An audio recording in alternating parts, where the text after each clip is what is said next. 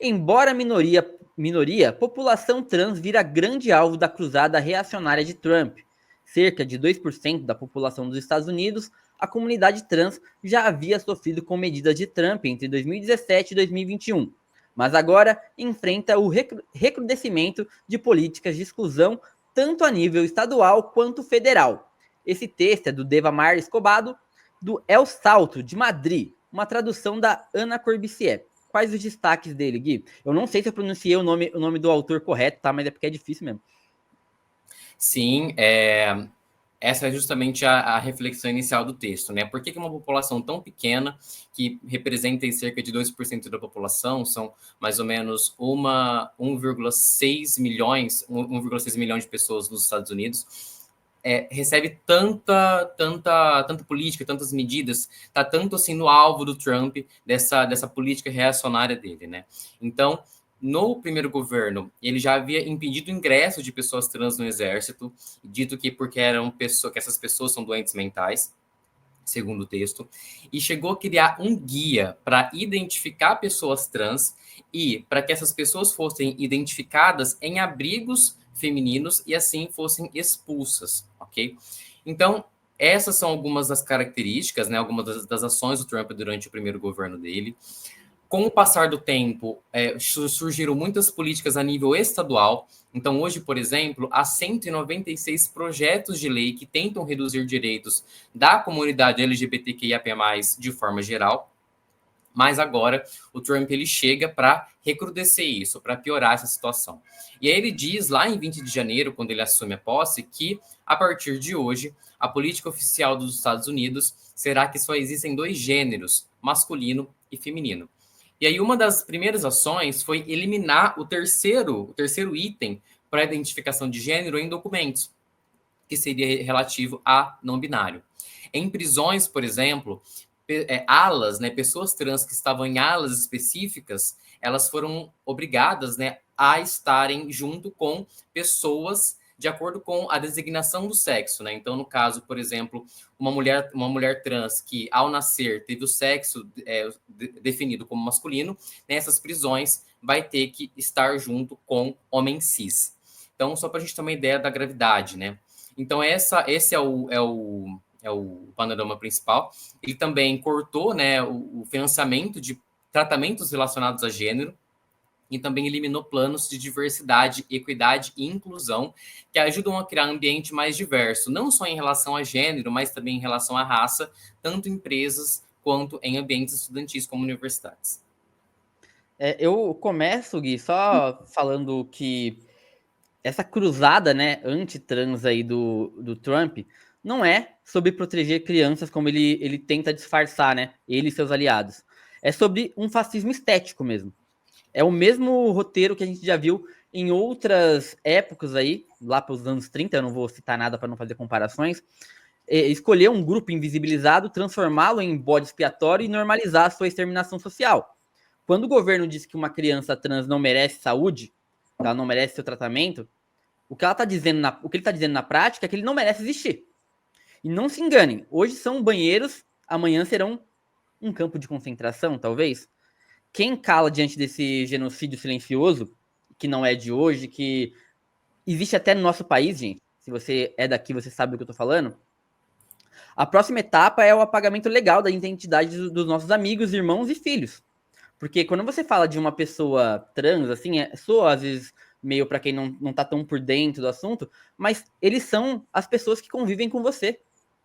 São o seu vizinho, são o seu filho, são o seu primo, tá na nossa sociedade. Já tá inserido no nosso meio.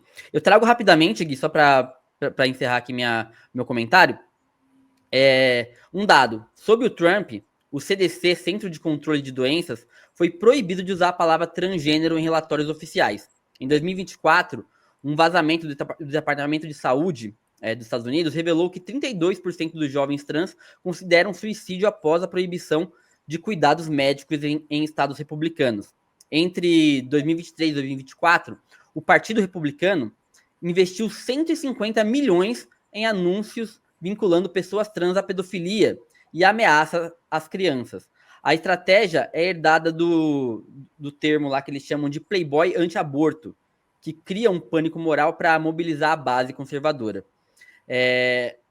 Esses dados que eu trago aqui, gente, inclusive é um dado do próprio sistema de saúde dos Estados Unidos, que nem é assim, eu não acho que seja muito confiável, né, Gui? Mas, só para vocês verem, já é um número alto. Imagina se você pegar um instituto independente disso, eu acho que assim, é bizarro.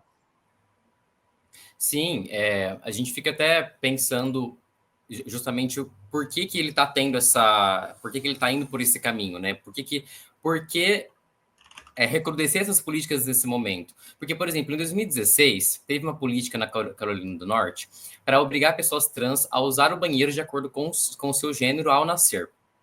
E o Trump disse: deixe como está. Houve pouquíssimas queixas da forma como está. Ou seja, ele não via aquilo como um problema.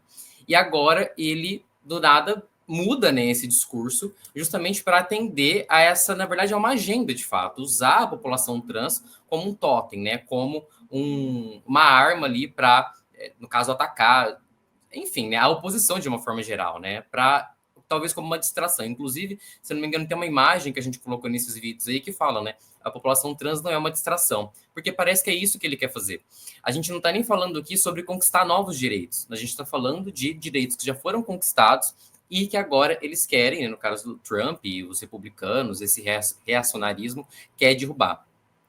E é interessante pontuar, por exemplo, que ele traz esse argumento de que só vai existir, agora o Estado só vai reconhecer, né, masculino e feminino, quando existem, por exemplo, pessoas intersexo, que não nascem com um sexo definido, né? Então, nascem com características sexuais que não se enquadram nas definições tradicionais de masculino e feminino.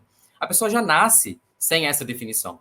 Então, aí a gente já consegue entender como esse argumento é completamente fraco. E só para a gente entender também da questão da terapia hormonal, ele não só quer impedir, quer enfraquecer ou tratamento hormonal, por exemplo, para adolescentes. Isso é um debate muito mais profundo, a gente não vai entrar nesse mérito aqui agora, mas ele já falou sobre impedir esse tratamento para a população em geral, população trans.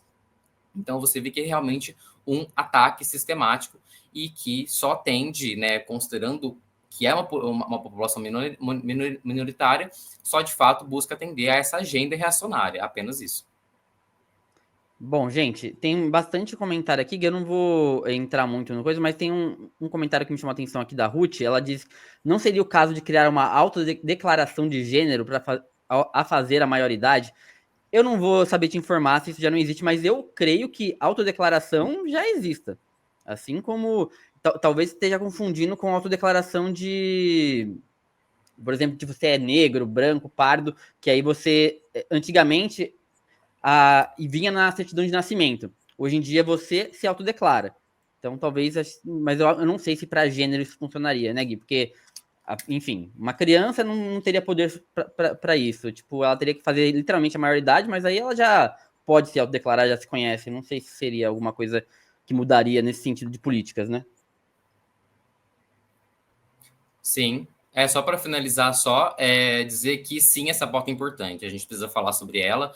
A gente hoje deve ser o 15º, 16º programa do Redação DSG e nós nunca falamos sobre a pauta trans. Né? A gente entende a importância de diversas pautas e essa sim é uma pauta importante que a gente precisa comentar.